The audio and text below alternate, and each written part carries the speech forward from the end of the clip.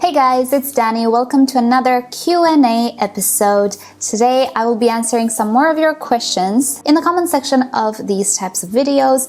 Hoping to get through a whole lot of them today, but before that, as usual, today's episode is sponsored by rePotme.com, who offers you everything you could possibly need to properly take care of your orchid, from potting mixes to pots, fertilizers, accessories, and everything in between. And not only for orchids, but also for other houseplants as well, such as cacti and succulents. So I'll link you to their website down below in the description. Feel free to check them out at any time. I will also link you to the products that I personally really like, and I think you will enjoy them as well. If you do choose to follow the links and purchase something, you will be supporting the channel further as well, and I thank you so much in advance. Right, with that said, let's just start with the questions, right? Next up, a question from Pamir. Do summer blooming orchids also need cool down for reblooming? If yes, then what should be the temperature? Thank you. And the good news is no. Summer blooming Phalaenopsis orchids do not need any type of cool down. They will bloom on and off throughout the year. They will have a period of a few months where they will be more floriferous, and then a few months where they will not. They will probably grow roots or leaves. If you have that type of environment which suffers from a dip in temperature and a loss of daylight hours, then you might notice your summer bloomers not blooming. And it happened to me in Romania as well. We had very long winters, very dark winters. In the winter time, they did not bloom, sadly. Here though, they bloom on and off. So it depends on the environment, but you don't need to cool them down. They will just bloom with the ambiental temperature in your living room. They're great. Polychilous Phalaenopsis are absolutely great. Too bad they're not in flower shops, here at least. Next question from, I'm not entirely sure how to pronounce your name, but thank you for being a member. Hey Dani, when you flush an orchid, is it best to soak it, then run water through to dissolve the salts, or can you just run water through the pot? Well, the best way is the first version. Soak it to start to dissolve all of those salts, and then run the water just to flush those salts out.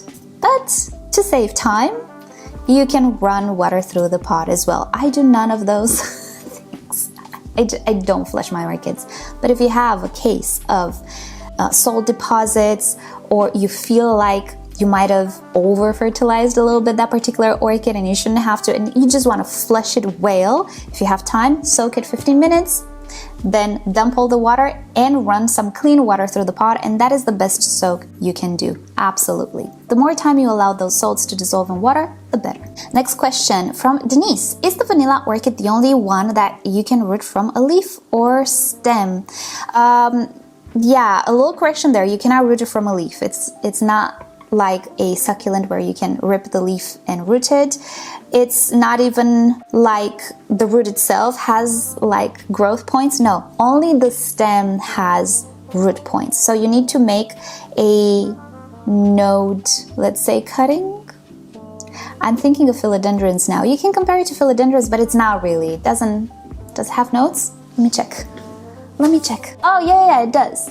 So behind each leaf, I'm gonna show you, I'm gonna film it, there is a node. That's where the roots are coming from. So you need to make a cutting of a node, not just the leaf. The leaf itself will not root anything, but the stem with the node will.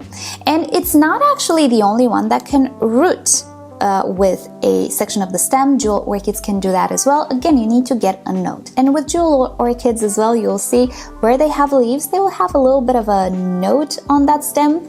You'll have a bump there. That's the portion that can create roots. So you need to cut below that in order to have a viable cutting.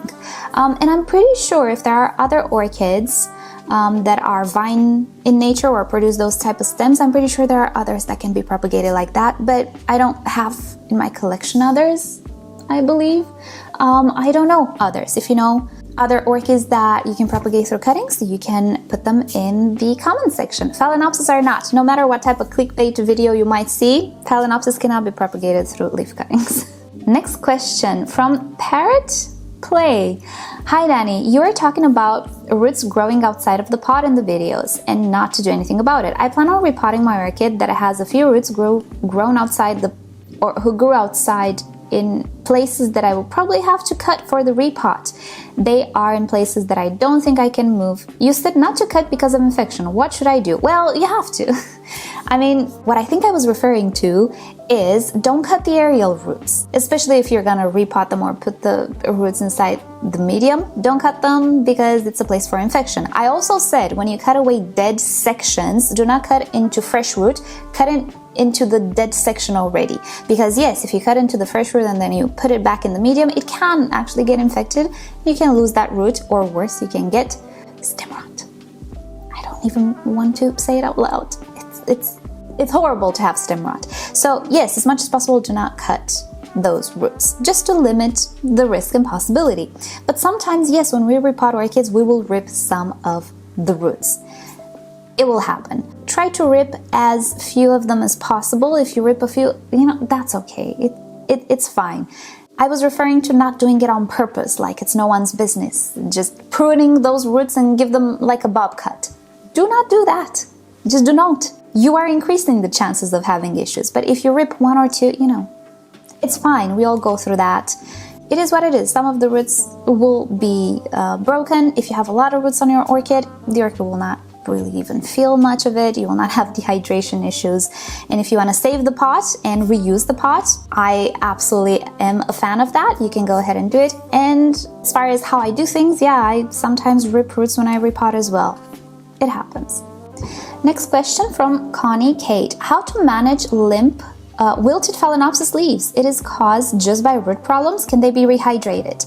Well, we actually the latest Orchid Care for Beginners was about this. It really depends. So yes, limp and leathery leaves are highly likely caused by dehydration. Now, dehydration can have multiple causes, whether it's not watering the orchid or losing the root system. So in case you still have the roots, it can definitely be rehydrated. And I have an entire video about it that I just posted like a couple of weeks ago. I'll link it to it down in the description if you didn't see it. So if it's just a matter of not watering the orchid, you can rehydrate it in a week. It's gonna be brand new, almost. If it lost its its roots, it's a little more tricky, but fear not. I actually do have a video on that as well. I'll give you the short version if you want details and how to and see me actually rejuvenate orchids. You can watch the videos. If you're good with the resume, I'm gonna give you the resume right now. What I do is just plant the orchid. That's it. I don't put it in water. I don't do anything to it. An orchid that lost its roots, first thing it will do is to create new roots. That's what it's naturally and genetically programmed to do. We can help it by providing warm temperatures just to enforce the idea that, hey, it's growing time, it's not winter, you don't need to produce flowers, you need to grow vegetatively. Keep it warm, above 24 degrees Celsius, so that speeds up the process, speeds up the metabolism, and lets it know that it's time to produce some roots, and assists, let's say, the vegetative process. And second, we need to maintain some humidity around the base of the orchid, because when those root nubbins start to form, they can actually stop growing if the air is too dry around the orchid. Now, if you want to be extra, you can put a humidifier next to the orchid just to increase the overall humidity of the area and limit water loss. But with Phalaenopsis, I typically don't go through the trouble because the Phalaenopsis is a very sturdy orchid. I just put it in either its normal potting mix, either on a bed of sphagnum moss, just to maintain that humidity around the root area. You'll see in the video. Now, humidity doesn't really promote the roots, but it assists growth and makes sure that they don't stop growing. So that's how I would go about it if we have severe root loss. If it's just dehydration but roots are okay, just soak the water 15 minutes, let it drain, and put it on a normal watering schedule. It's gonna be good as new in a week. Next question from Shirley. Hi Danny, thanks for doing Q&A series, very helpful. I like it too. My two-part question is hypothetical. I'm intrigued. If I had an orchid with too many mealy bugs to easily treat using isopropyl alcohol on a cotton swab, am I putting the orchid at risk by spraying it with alcohol? Let's answer that. Yes, you are, but then again, what choice do we have? Well, we have a choice of using systemic insecticides, if that is okay with you. It would not be all that okay with me, because I will keep my orchids in the house. Actually, when I move, if you keep your orchids in the house and you have pets and children and stuff, I would be hesitant to use toxic insecticides. And I would go and douse the orchid in isopropyl alcohol. I did it before. Some orchids that didn't have too much damage were okay with it. Some orchids lost a few leaves. The roots, though, will be affected. So at this point, if it's really overcome with mealybugs, you don't have anything else to lose. You have to choose between isopropyl alcohol or a systemic insecticide, whatever you feel comfortable with. And the second question, would I have to later shower the orchid to rinse off any of the remaining alcohol? No. I'm sorry, I ran out of battery. Hopefully I'm still in focus. Where was I? Do you have to rinse the orchid and then blot off the water? No, but you do have to be a little bit careful. Alcohol is never like 100% alcohol. It's either 70% alcohol, 96% alcohol. The rest, I do believe, is water.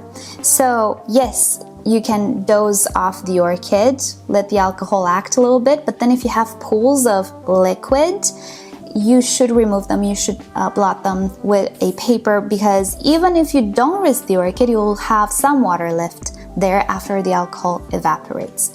Righty, I have 3 more questions here, and I think I will be up to date with all the questions that I wanted to answer today. Next question from Kevin. When we are giving Phalaenopsis a cool down to induce blooming, how do we overcome them being cold and wet when we know they hate that? I think I actually answered this in a reply as well. The cool down for Phalaenopsis is not extreme. It's really not. Rarely do we need to go like to 15 degrees Celsius. So even if the roots are wet, it's fine. It's just the mild change in temperature. I don't think 18 degrees Celsius is cold by any stretch of the imagination. For some people, it's normal home temperature. For me, it's a little higher than that. It's 22, 23. So the cool down is a little bit of a chill. It's not so much. So I wouldn't worry about your orchid being cold and wet at the same time. Roots, I mean. Don't water the orchid. No matter the temperature, do not leave water standing, because we're not growing them like nature grows them. Next up. Hi Danny, I have a question about my 10-year-old store-bought Phalaenopsis. It has long sword-like leaves, and I am now wondering why it has that shape. It hasn't had the best conditions with light and fertilizer until I watched your videos. It has always had a lot of those sugar droplets on the underside of the leaf. Maybe it is connected. I would go ahead and say maybe it is genetic. Do I have one? I do believe equestrian hybrids have that shape. Let me try to see if I have one. It's not the equestrian hybrid, it is the mini mark hybrid. All right, so here I have an orchid, which is absolutely fantastic. Do you see the shape of the leaves? It's rather elongated than rounded like a typical Phalaenopsis. This is absolutely normal for this type of orchid. It is a mini mark, which is, I don't remember what hybrid it is, crossed with Ludemaniana. It doesn't really look like the Ludemaniana, I know that one. So it's something with the mini mark. Mini mark usually has this shape of the leaf, but I did see some other mini Phalaenopsis having this shape. I also had some big Phalaenopsis having more narrow leaves. Some Phalaenopsis have more rounder leaves. I would go ahead and say it is genetics. These orchids' parents can look a little bit different between them, and if it looks something like this, I would absolutely not worry. It is absolutely fine. If your orchid is healthy and is blooming, it's fine. Obviously, fertilizer and good watering and all of that will help to bring out its full potential, especially when it comes to flowering. You're gonna love that. But the shape of the flowers, I don't think it's gonna change all that much, not even with light. So I don't think it will change if you change all of these parameters. It might produce bigger leaves with nutrients and water and more light. It will produce the best that it can produce, but maybe the shape will still remain rather elongated, then all of a sudden transforming into a round shape. I think it's genetics, but definitely improving conditions will overall improve the orchid, and I think you're gonna love the results. You're gonna love the flowering for sure. And last question for today. Danny, how do you get rid of wrinkled leaves? Is it underwatering? Yes, again, I will point you to that video where I rejuvenated Flower Shop Phalaenopsis. Yes, usually wrinkles in the leaves means dehydration. Dehydration can be caused by many causes, as we discussed today. And all you have to do is look at the roots. If the roots are still there, it's underwatering. If they're not there, it's root loss. But I'm hoping it's not the case. Right. So that is it for today. I think this will be a half-an-hour video, but hey, I think you're used to it already. So thank you guys so much for your questions. If you have other questions, leave them down below in the comment section and I'll try to get to them in our future episodes. Thank you so much, rePotme, for sponsoring yet another Q&A. And I really like doing this series. Do you guys like it? I think it's great. Right, so with that said, I hope you all have a great day and I'll see you next time. Bye!